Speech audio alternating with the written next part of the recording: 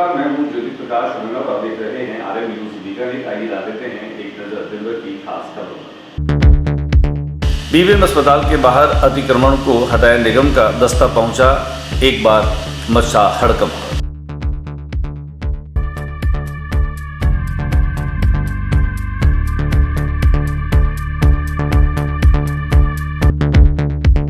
बीकानेर गौशाला संघ के द्वारा जिला कलेक्ट्रेट कार्यालय के आगे किया गया प्रदर्शन और कलेक्टर को सौंपा ज्ञापन।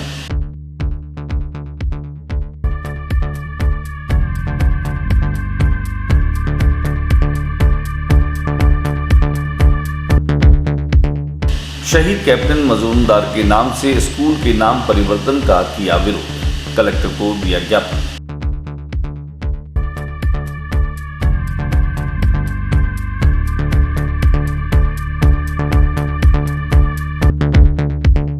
कोविड के समय अब संविदा पर लगे नर्सिंग कर्मचारियों को सरकार को सम्मानित करना चाहिए था, बजाय उनकी सेवाएं समाप्त करने के दिए आदेश। नर्सिंग कर्मचारियों ने एकत्र होकर किया प्रदर्शन और मुख्यमंत्री के नाम दिया ज्ञापन। जस्सू सर्किट व जूनागढ़ के आगे गणगौर का मेला लगा।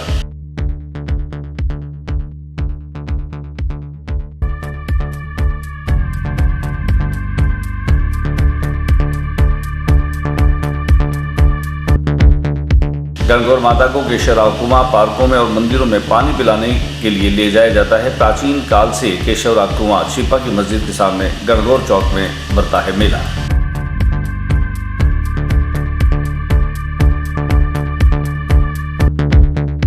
डड्डों की गवर के आगे महिलाएं करती है नृत्य, किंवदंती और मान्यता है कि पुत्र रत्न की होती है प्राप्ति।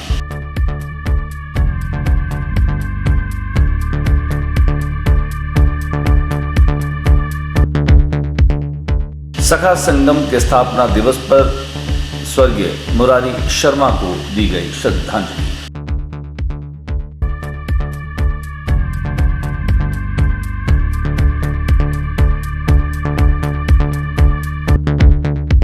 नवरात्र के दिनों में देवी के मंदिरों में उमड़ रहा है श्रद्धालुओं का सैलाब।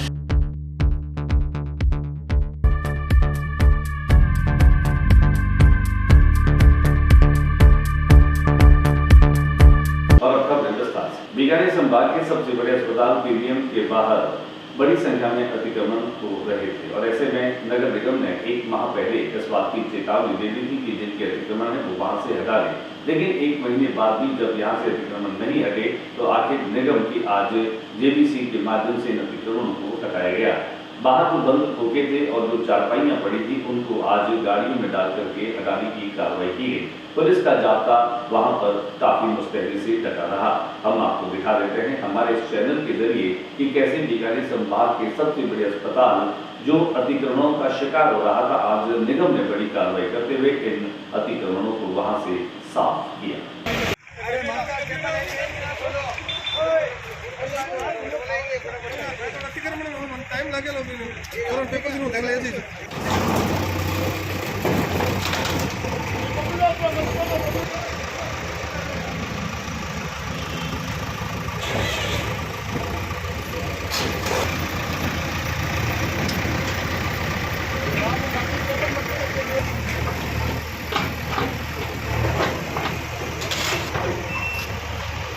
हमने यहाँ पर कार्रवाई के दौरान पुलिस अधिकारी से की विशेष बातचीत। मुख्य आदेशानुसार पीबीएम हॉस्पिटल के सामने जो अतिक्रमण हो रखे हैं उनमें खाली पड़े खोखे और लावारिस पड़े सामान को एक बार जब्त किया गया और सांकेतिक रूप से इनको बताया गया कि भाई अतिक्रमण को व्यवस्थित रूप से करें और अतिक्रमण को यहाँ से हटाएं।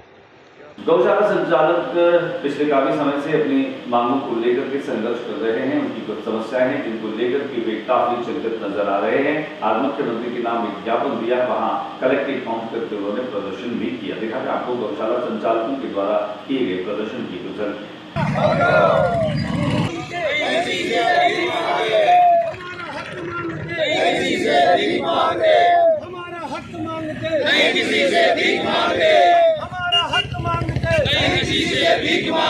हम हमारा हक मांगते नहीं, किसी से भीख मांगते। गौ माता की जय हो, गौ माता की जय हो। हत्या बंद करो, गौ हत्या बंद करो।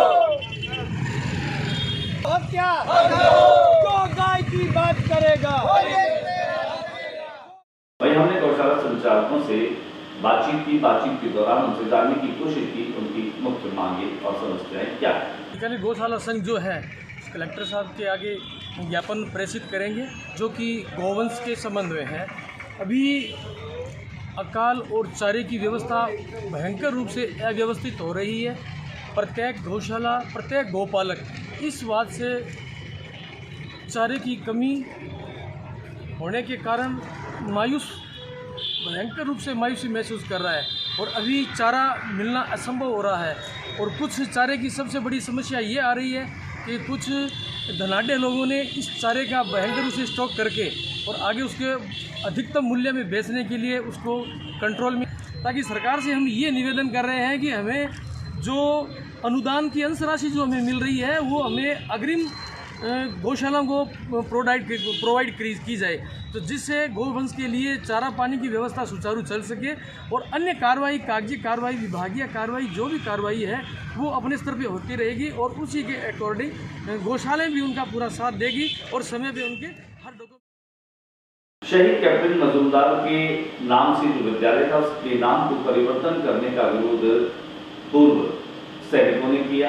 खासतौर से कर्नल हेमसिंह के नेतृत्व में जिला कलेक्टर को एक ज्ञापन दिया गया जिनमें कैप्टन मजूमदार के नाम से स्कूल के नाम परिवर्तन का विरोध करते हुए उन्होंने इसे न केवल शहीद का अपमान बताया बल्कि उसके परिजनों का भी अपमान उन्होंने कहा।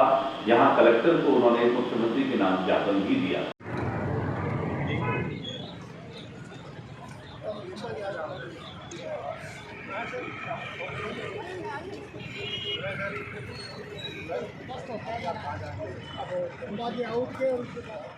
हमने कर्नल हेमसिंह से की बातचीत। टाउन कांति मजूमदार 1976 के अंदर शहीद हुए थे।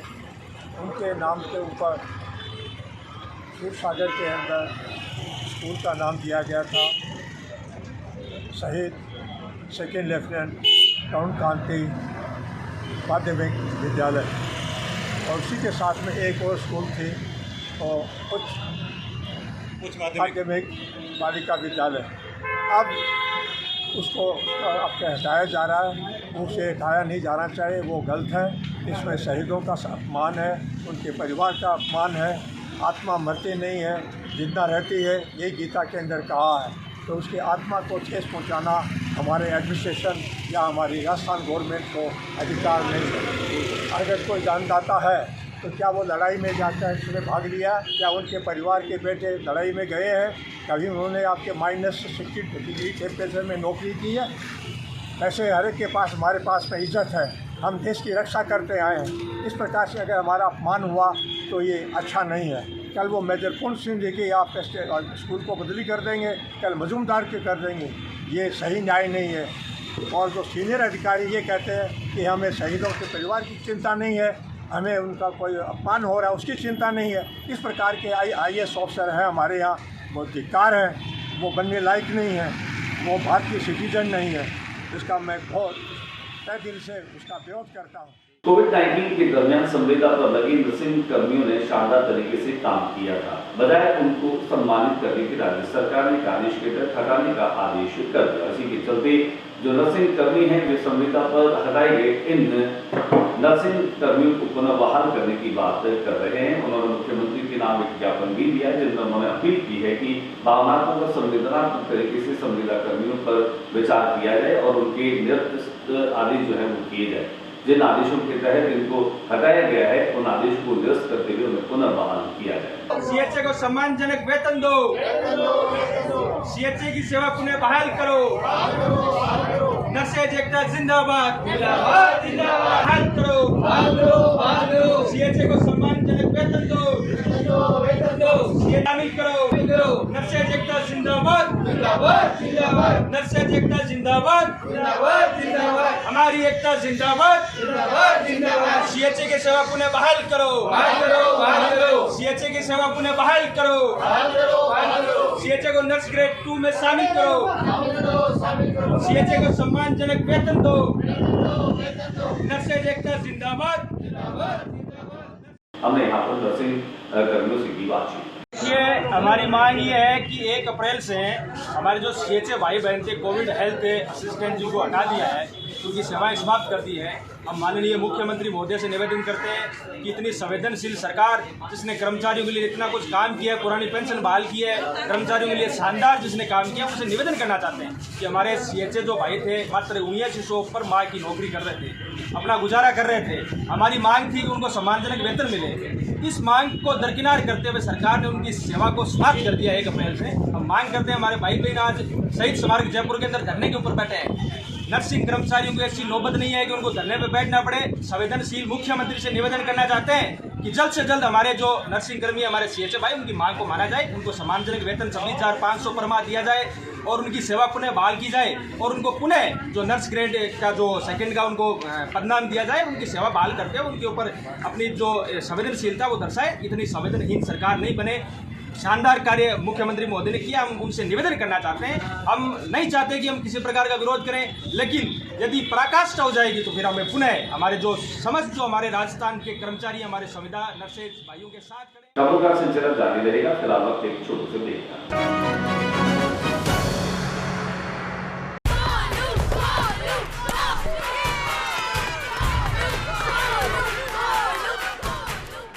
If Arjun is batting, why are we cheering for Golu? He isn't even here. Arey, you don't know. He hasn't come so that we don't get infected. Spread of novel coronavirus disease can be stopped. Staying away from public places when you have fever with cold and cough could stop spreading it. Help us to help you. Visit your nearest health facility if you have cough, fever or difficulty in breathing, or contact helpline number 9111 2397 8046.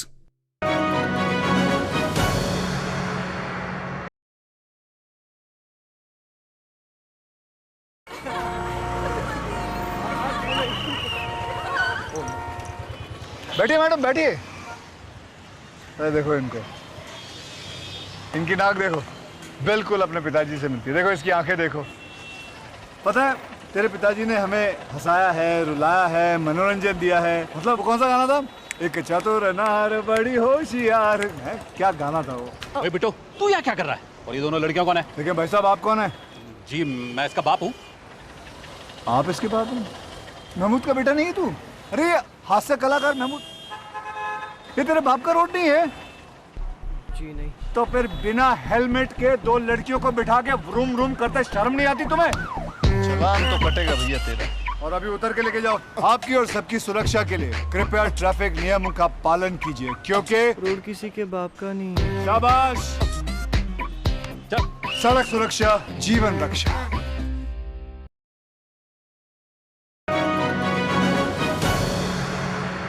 के बाद एक बार आपका स्वागत है। चैत्र महीने की शुक्ल पक्ष की तीज और चौथ को गणगौर का मेला लगता है। 16 दिनों तक चलने वाला यह गणगौर महोत्सव कुमारिकाएं अच्छे घर और वर की मंगलकामना के साथ में करती है। गणगौर को विदा करती हैं, गीत गाते हुए आती हैं, अच्छे परिधान पहन करके आती हैं और मेलों सा माहौल बन जाता है। जसोसर गेट पर प्रतिवर्ष ये मेला लगता है।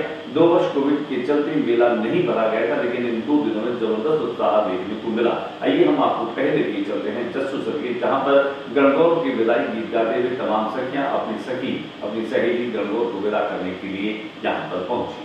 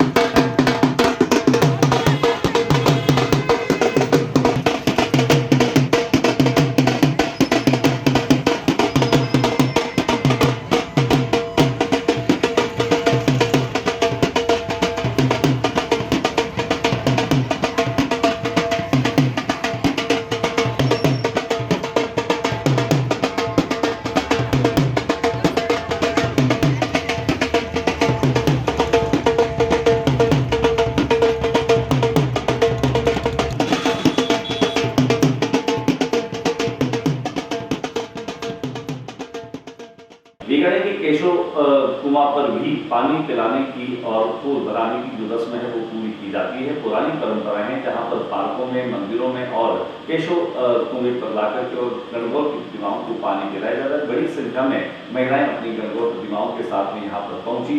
गीत गाते हुए न केवल उन्हें पानी पिलाने की रस्म को पूरा किया बल्कि फूल भराई का काम भी किया।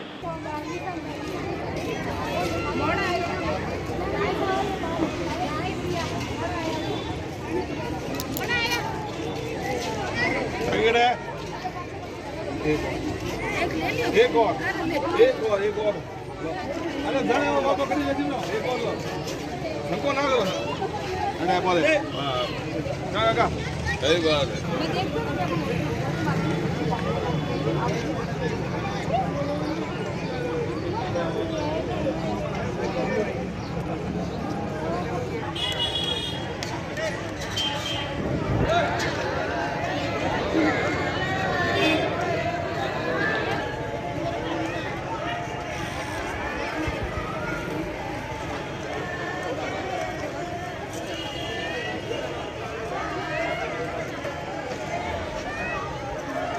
और बीकानेर में गणगौर को लेकर के अलग अलग तरह की मान्यताएं हैं। बीकानेर के दंतों के चौक में जो गणगौर निकलती है उसे चांबल दड्डा की गणगौर कहा जाता है। ऐसी मान्यता है कि ये गणगौर राजा के यहाँ पानी पीने नहीं जाती थी।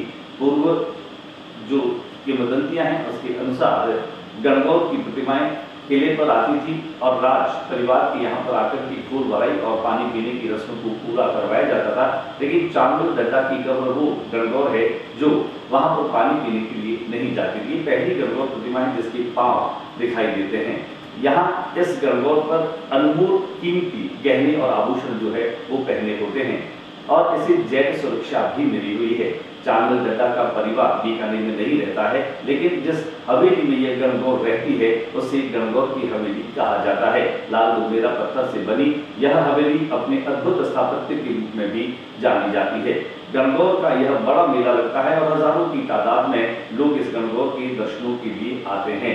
यहाँ पर ऐसी भी मान्यता है कि इस गणगौर की प्रतिमा के समक्ष जो महिलाएं नृत्य करती हैं उन्हें पुत्र रत्न की प्राप्ति भी होती है। कुल मिलाकर के बहुत सारी मान्यताएं गणगौर को लेकर के जुड़ी है। लेकिन चांबल दड्डा की यह गणगौर जिसकी फोटो, जिसकी प्रतिमा की अन्य जो छाया चित्र हैं वह अलग अलग लोग अपने देहरों में ले जाकर के उसको पूजते हैं। बड़ी बात यह है कि इसके जो आभूषण है वह ट्रेजरी में रखे जाते हैं, बाकायदा उनकी सुरक्षा होती है और अनमोल आभूषण और कीमती गहनों से लगकर यह गणगौर प्रतिमा देवी के रूप में पूजी जाती है। और यहाँ बड़ी मान्यता ये भी है कि बीकानेर की पहचान चांबल दड्डा के इस गणगौर से भी होती है। हम आपको दिखाते हैं कुछ ऐसे दृश्य जहां पर महिलाएं हवेली में नृत्य कर रही हैं। जब यह गणगौर बाहर दर्शनों के लिए आती हैं तब हजारों की तादाद में लोग यहां पर हुजूम के रूप में दर्शनों के लिए उमड़ते हैं। और बीकानेर में तो गणगौर केवल महिलाएं नहीं बल्कि पुरुष भी गणगौर के गीत गाते हैं। यहाँ बीकानेर की जो चौक है जहाँ पाटे लगे हैं उन पाटों पर पुरुष जो है वो खासतौर से गणगौर के गीत दुल्हन के दिन से ही गाने शुरू हो जाते हैं। आइए दिखाते हैं हम आपको चांबल दड्डा की वो गणगौर जो दड्डों के चौक में दर्शनों के लिए जब आती है उसके पहले उसका जबरदस्त उत्साह और तेज दिखाई देता है।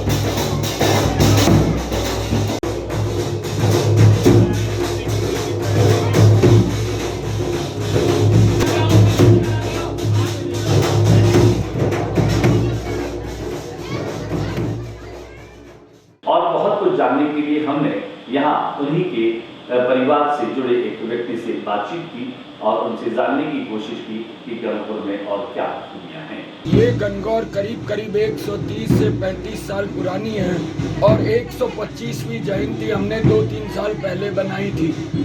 इस गणगौर का नख से लेके शिख तक सोने और हीरे, पन्ने, मोती, मानक के जेवरातों से लदी हुई है।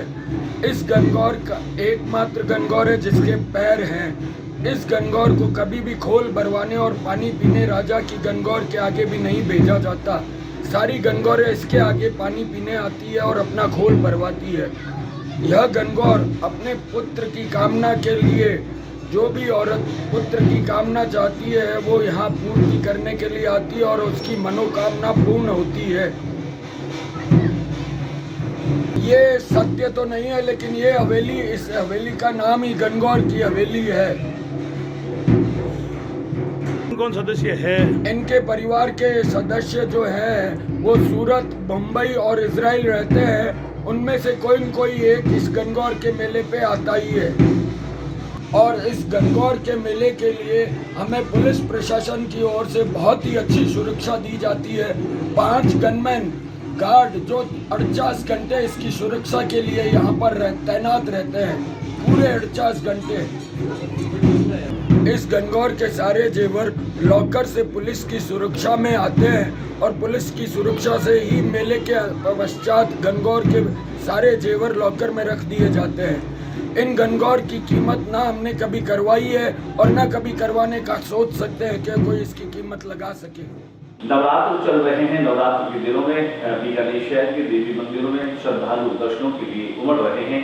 आशापुरा मंदिर की बात करें या फिर सूरसागर के पास हम करनी माँ के मंदिर की बात करें या फिर नागनी चीटी मंदिर की बात करें या फिर सुजान देसर की काली माँ के मंदिर की बात करें, चारों नवदेवी मंदिरों में इन दिनों श्रद्धालुओं का तांता लगा हुआ दिखाई देता है। दिखाते हैं कुछ देवी मंदिर जहाँ पर नवरात्र में विशेष रूप से दर्शनों के लिए श्रद्धालु पहुँच रहे हैं।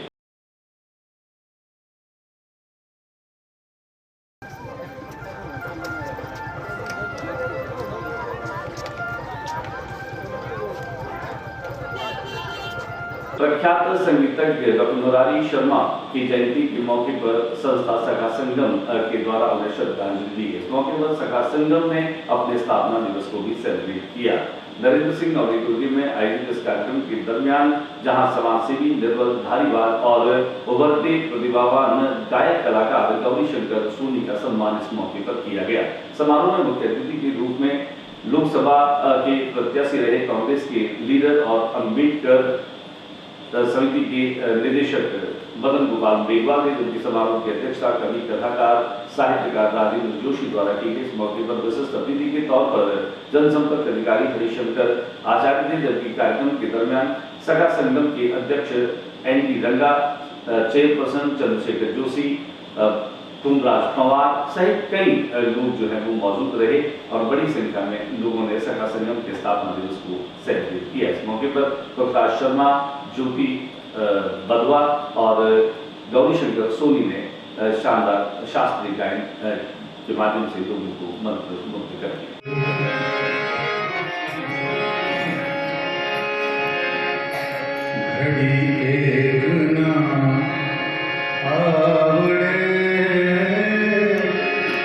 तुम दर्शन बिन हो घड़ी एक ना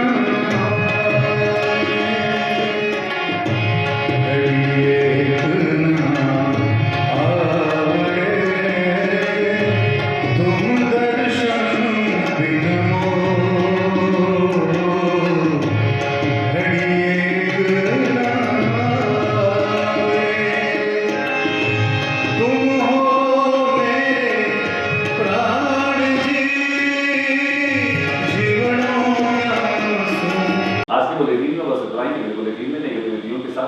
चैनल पर फिर मुलाकात होगी। न्यूज़ रूम से ज्योति प्रकाश रंगा को इजाजत दीजिए।